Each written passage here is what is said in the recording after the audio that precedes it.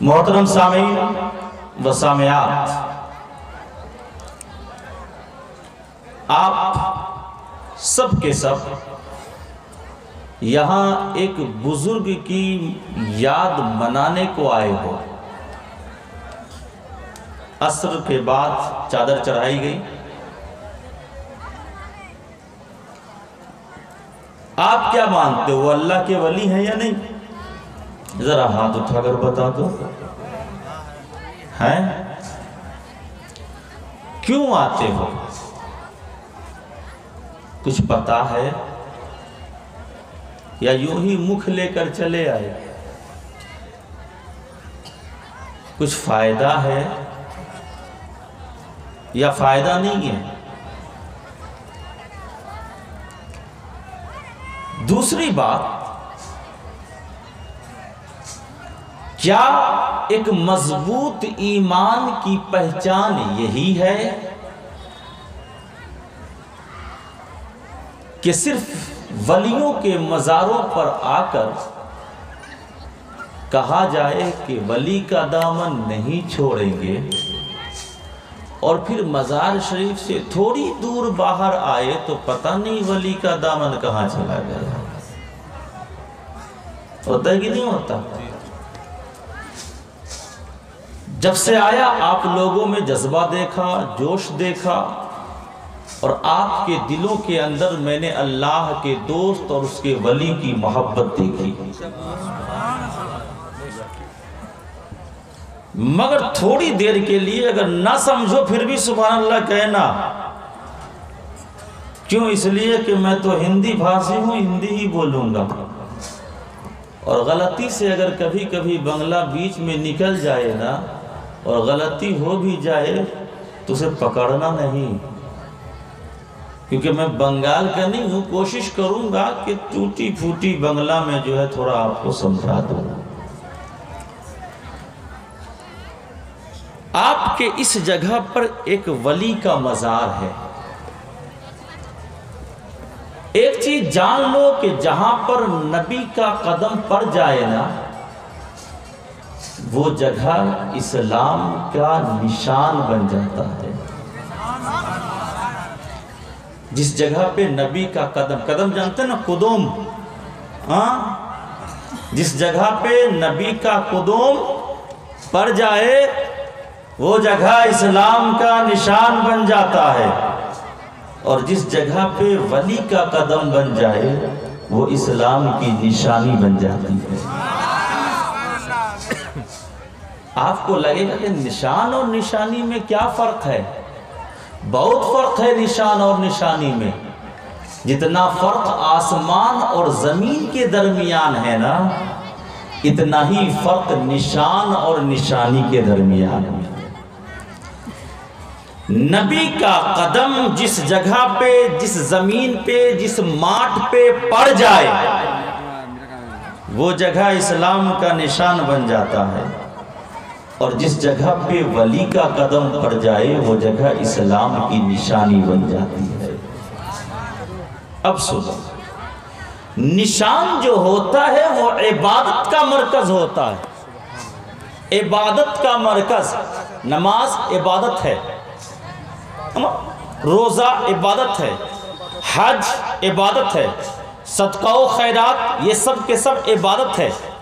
تو نبی کا قدم جس جگہ پہ پڑ جائے وہ جگہ عبادت کا مرکز ہو جاتا ہے، اور ولی کا قدم جس جگہ پہ پڑ جائے وہ محبت کا مرکز بن جاتا ہے۔ کوتھا بستے پڑھ لیں نہیں؟ نبی کا قدم جس جگہ پڑ جائے وہ اسلام کا نشان ہوتا ہے، ولی کا قدم جس جگہ پڑ جائے وہ اسلام کی نشانی ہوتی ہے۔ جو نشان ہوتا ہے وہ عبادت کا مرکز ہوتا ہے، جو نشانی ہوتی ہے وہ محبت کا مرکز ہوتی ہے۔ اب اور کھولوں تب آپ کے ذہن میں اپنی بات کو ڈال پاؤں گا۔ اگر آپ میری بات کو سمجھنے کی کوشش نہیں کرو گے نا تو میں خود آپ کے دماغ میں اتر جاؤں گا۔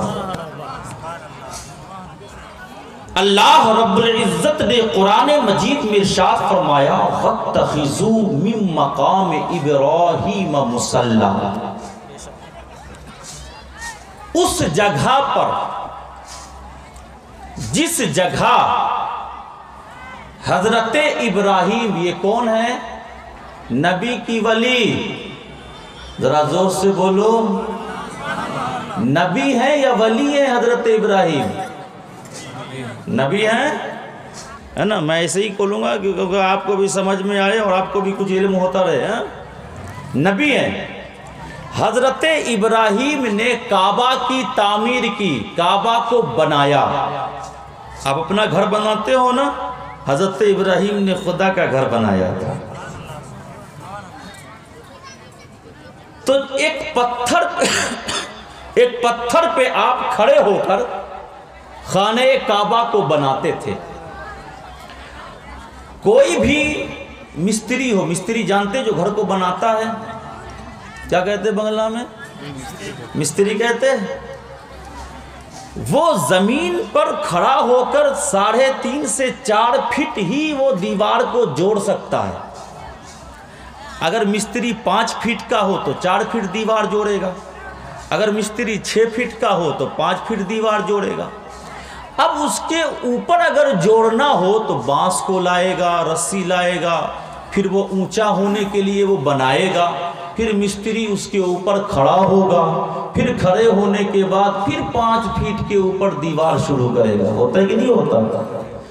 تو حضرت ابراہیم علیہ نبینا ایک پتھر پر کھڑے ہو کر خانہ کعبہ کو بنا رہے تھے، اس کی تعمیر کر رہے تھے. مگر خانہ کعبہ کو بنانے میں، اس کی اونچی والی اینٹ کو جوڑنے میں بانس کی ضرورت نہیں پڑی. اللہ کا فضل دیکھو کہ جس پتھر پہ کھڑے ہو کر خانہ کعبہ کی تعمیر کر رہے تھے نا، چاہتے کہ میں بلند ہو جاؤں، اوپر ہو جاؤں، تو وہ پتھر حضرت ابراہیم کو لے کر اٹھ جاتا تھا. وہ پتھر حضرت ابراہیم کو لے کر اٹھ جاتا تھا. اور جب حضرت ابراہیم چاہتے کہ اب نیچے جاؤں تو پتھر خود بخود نیچے ہو جاتا تھا. کوتھا آ رہی ہے سمجھ میں؟ پتھر اوپر، جب چاہتے کہ اب اوپر والی اینٹ جوڑنی ہے تو اوپر، جب چاہتے کہ نیچے تو نیچے آ جایا کرتا تھا وہ پتھر. اور جانتے ہو ایک مستری ہوتا ہے تو اس کے ساتھ 1 یا 2 لیبر بھی ہوتا ہے. اور حضرت ابراہیم علیہ نبینا کے ساتھ جانتے ہو کون مزدوری کر رہے تھے خانہ کعبہ کو بنانے میں؟ کوئی اور نہیں، حضرت اسماعیل، انہی کا بیٹا، انہی کا لخت جگر تھا.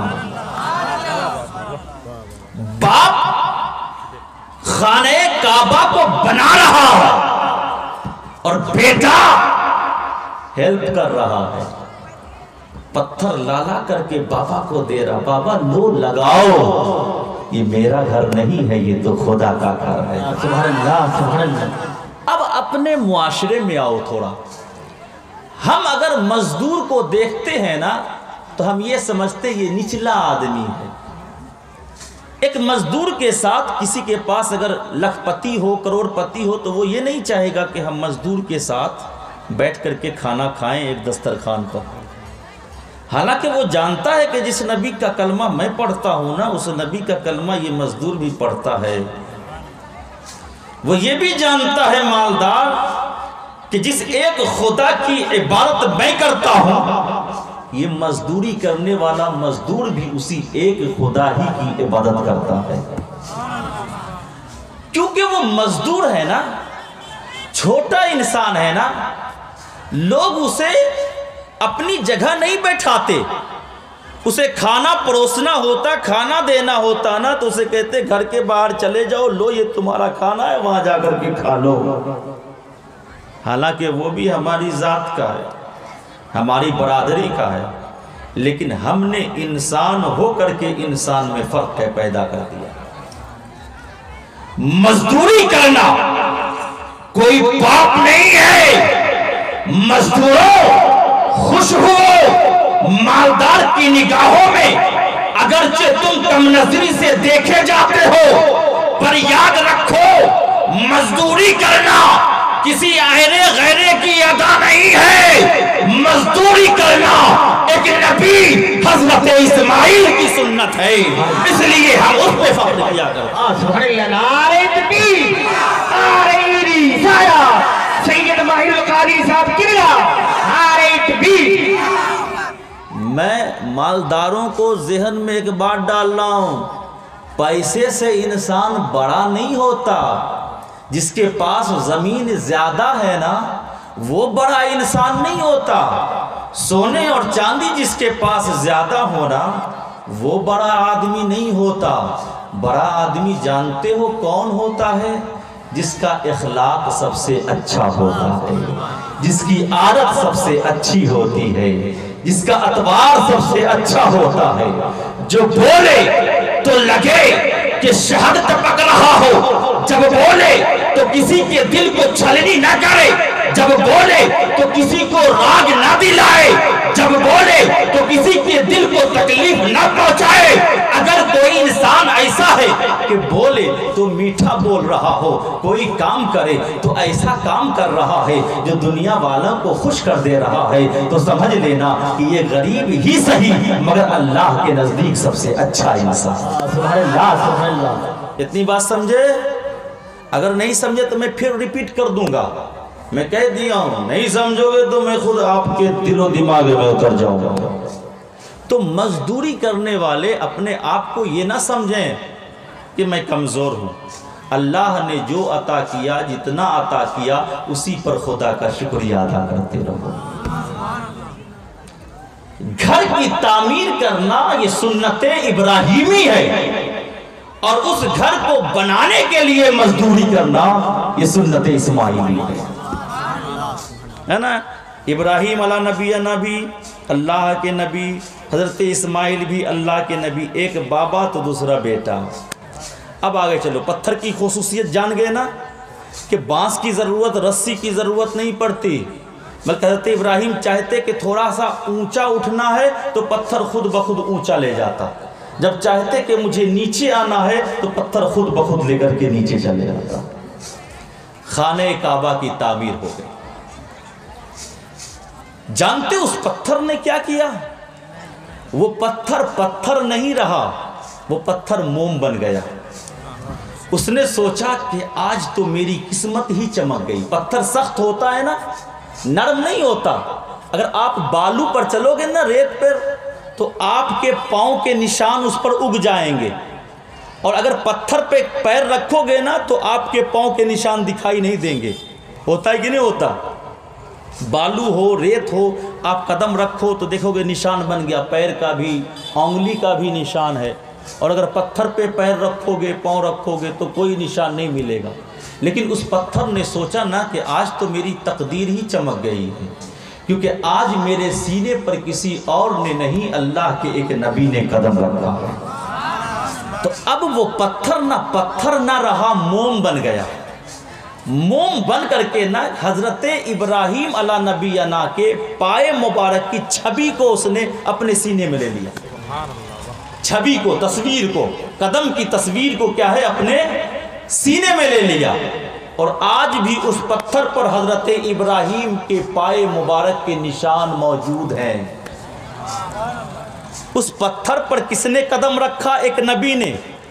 اب جانتے ہو آج سے لے کر کے نہیں، قیامت تک جو لوگ بھی حج کرنے کے لیے جائیں گے نا تو اسے حکم ہے کہ خانہ کعبہ کا بھی طواف کرو، صفا اور مروہ کا بھی چکر لگا لو، مگر اس پتھر پر آ کر جہاں پر حضرت ابراہیم نے ایک پتھر پر کھڑے ہو کر خانہ کعبہ کو بنایا تھا، وہاں پر آ کر کے 2 رکعت نماز بھی ادا کر لو۔ 2 رکعت نہ پوچھ لینا حاجیوں سے کہ مقام ابراہیم پر آپ نے 2 رکعت سنت پڑھی تھی، وہ کہیں گے ہاں بالکل پڑھی تھی۔ کیوں پڑھی تھی؟ تو وہ یہی کہیں گے وہ اس لیے کہ اس پتھر کی عظمت اتنی بڑھ گئی کہ اس پر حضرت ابراہیم کا قدم پڑ گیا۔ تو حضرت ابراہیم کا قدم اس پتھر پہ پڑا، تو پڑنے کی وجہ سے اللہ رب العزت نے اس پتھر کے مرتبے کو اتنا بڑھا دیا کہ ہر حاجیوں کے لیے حکم دے دیا، حاجیوں خانہ کعبہ کا طواف بھی کرو، مزدلفہ بھی جاؤ، منی بھی جاؤ، صفا اور مروہ کا چکر بھی لگاؤ، مگر سنو اس پتھر نے میرے نبی کے قدم کو اپنے سینے میں بسایا ہے، اس لیے یہاں جب آؤ تو اس پتھر پر کھڑے ہو کر 2 رکعت نماز ادا کر لیا کرو، کیونکہ جس جگہ پہ نبی کا قدم پڑ جاتا ہے وہ جگہ اسلام کے لیے نشان ہے۔ سبحان اللہ، نعرہ تکبیر، نعرہ رسالہ، سید ماہر القادری صاحب کبلا، نعرہ تکبیر۔ تو دیکھیے وَاتَّخِذُوا، یہ قرآن میں آیا وَاتَّخِذُوا مِن مقام ابراہیم مصلی، مقام ابراہیم کو یعنی حضرت ابراہیم کے کھڑے ہونے کی جگہ کو کیا بنا لو؟ مصلی۔ جانتے ہو مصلی کس کو کہتے ہیں؟ مصلی جو ہفتے میں 1 دن نماز پڑھتے ہو، پتہ نہیں اسے معلوم ہو بھی نہ ہو، مگر یہ تو امید ہے مجھے کہ جو ہر وقت 5 وقت ہر دن پڑھتے ہیں اسے معلوم ہوگا مصلی کسے کہتے ہیں، ہے نا؟ اور جو سال میں صرف 2 ہی نماز پڑھتے ہوں تو اس کو تو اور بھی نہیں معلوم ہوگا کہ مصلی کس کو کہتے ہیں۔ جانتے ہیں آپ کے گھروں میں بھی رکھا ہوتا ہے، اوپر مخمل ہوتا، وہ کپڑا چھوٹا سا جس پر کعبہ اور مدینے کی چھبی ہوتی ہے، اور کسی میں کچھ پھول ہوتے، کسی میں کچھ نقش ہوتے، یوں ہی کھجوری کی طرح چوکور، اسی کو کیا کہتے ہیں؟ مصلی۔ مصلی کا معنی جانتے کیا؟ نماز پڑھنے کی جگہ۔ تو اب صرف اسی کو کپڑے کو مصلی نہ کہنا، اگر آپ نے اپنے اس تولیے کو بچھا کر کے نماز پڑھ لیا نا تو یہ تولیہ ہی آپ کے لیے مصلی بن جایا کرتا ہے، کیونکہ مصلی کسے کہتے ہیں؟ جس جگہ پر نماز پڑھی جاتی ہے۔ تو آپ نے کیا سمجھا؟ جس جگہ نبی کا قدم پڑ جائے وہ جگہ اسلام کا نشان ہو جاتا ہے، اور جو نشان ہوتا ہے وہ عبادت کا مرکز ہوتا ہے۔ یہی وجہ ہے کہ اللہ رب العزت نے اس جگہ پر تمام حاجیوں کو حکم دے دیا کہ جب آؤ نا تو مقام ابراہیم پر 2 رکعت نماز ادا کر لیا۔ میرا دوسرا دعویٰ کیا تھا کہ جس جگہ پہ ولی کا قدم پڑ جائے وہ جگہ اسلام کے لیے نشانی ہوتی ہے، اور جو نشانی